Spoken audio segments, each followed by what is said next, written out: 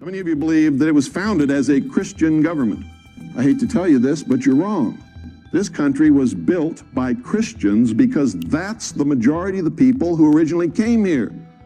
And a lot of the things that they believed in is reflected in our laws and in our traditions and in our government.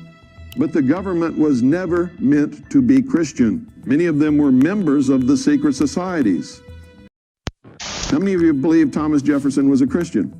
I'm not afraid. I believed it until I read the truth about Thomas Jefferson and studied his life. Thomas Jefferson hated Christianity.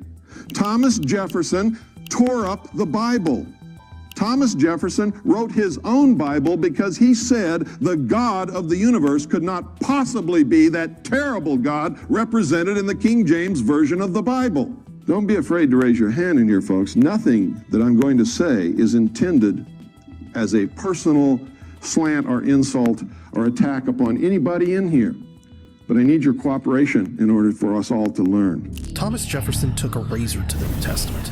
He cut out every miracle, every supernatural event, every claim of divinity.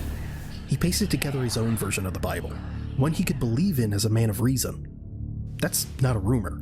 That's a book you can still see today at the Smithsonian. So here's the question Cooper kept asking. If one of the main authors of the Declaration of Independence wasn't a Christian, why were we taught that America was founded as a Christian nation? So was Benjamin Franklin. How many of you knew that Benjamin Franklin was the master of the Masonic Lodge in Philadelphia? How many of you knew that he was the master of the Lodge of Nine Muses in France?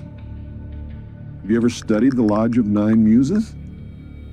Boy, you better. See, these are things you don't know because you were taught something different, and it makes you uncomfortable to hear what I'm telling you, only for the reason that you've been taught something else and you've been reared with it and you've accepted it.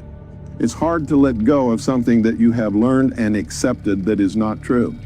You don't want to let go of it because then you have to give up your comfort zone. How many of you know that George Washington was a Freemason? How many of you know if you're a Freemason, you cannot possibly in your wildest dreams be a Christian? It's absolutely impossible. And I can show it to you in their own words. And you don't even know the slightest, teeniest bit about his real involvement in the secret societies.